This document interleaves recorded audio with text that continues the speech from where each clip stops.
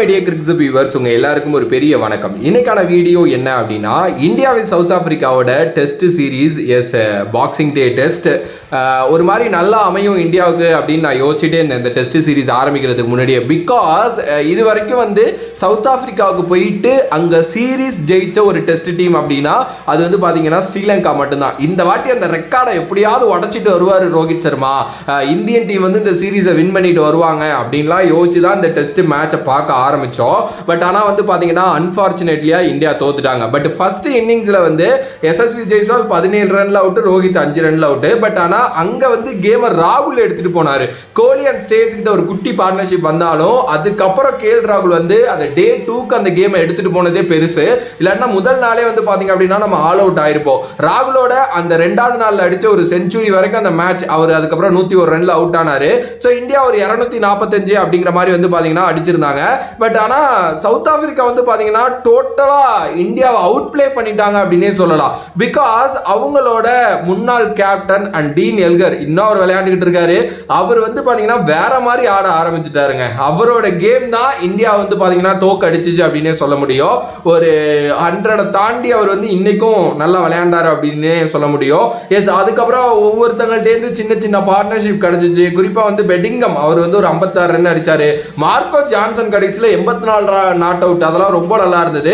So அதுக்கப்புறம் அவங்க ஒரு 408 அடிச்சதுக்கு அப்புறம் இந்தியா வந்து ஆல்மோஸ்ட் வந்து பார்த்தீங்க அப்படின்னா ஒரு 163 ரன்னை கிராஸ் பண்ணணும் அப்படிங்கிற மாதிரி இருந்துச்சு. அவங்க அதுக்கப்புறம் கிராஸ் பண்ணி அதுக்கப்புறம் அடிக்கிறது தான் total for target for south ஆப்பிரிக்கான்னு இருந்தப்போ 131லேயே இந்தியா ஆல் அவுட் ஆனாங்க. அதுவும் எஸ்எஸ்வி 5 அவுட்டு, ரோஹித் டக்கு, கில்லு 26 அவுட்டு, ஸ்டேஸ் 6 ரன்ல அவுட்டு, ராகுல் 4 ரன்ல அவுட்டு. அட்லீஸ்ட் இந்த கேமை யாராவது எடுத்துட்டு போவாங்க அப்படின்னா விராட் கோலி ஒரு நல்ல கேம் விளையாண்டாரு. 76 ரன், 12 4 ஒரு 6, 82 பால்ல அவரோட கேம் நல்லா இருந்துச்சு. பட் ஆனால் அவரையும் வந்து பார்த்தீங்க அப்படின்னா மார்க்கோ ஜான்சன் வந்து எடுத்தாரு.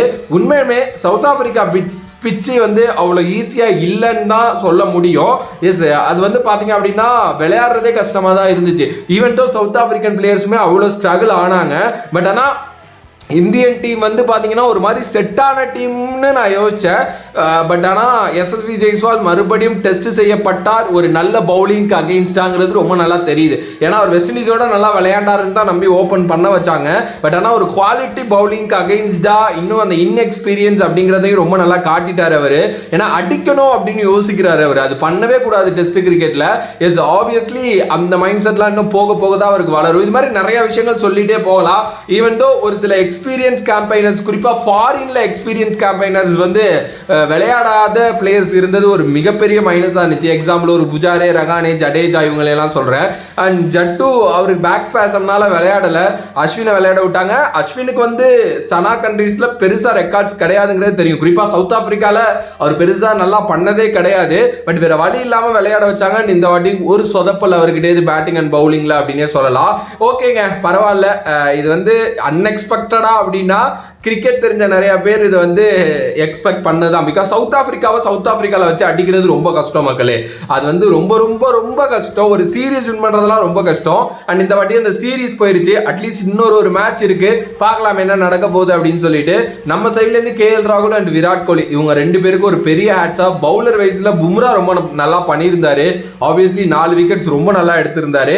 அண்ட் ஹோப்ஃபுல்லி அடுத்த மேட்ச் நம்ம ஜெயிச்சோம் அப்படின்னா நல்லா இருக்கும். பிகாஸ் இது எல்லாமே வந்து அடுத்த செட் ஆஃப் வேர்ல்டு டெஸ்ட் சாம்பியன்ஷிப்போட பாயிண்ட்ஸ்ல ஆட் ஆகிட்டு இருக்கு அப்படிங்கிறது தான் முக்கியம். ஸோ பார்க்கலாம். அண்ட் உங்களோட கருத்து இதை பற்றி என்ன அப்படின்ட்டு மறக்காம கமெண்ட் பாக்ஸில் கமெண்ட் பண்ணுங்க. If you like the video please like, share and subscribe to நம்மளோட கிரிக்ஸிப் சேனல்.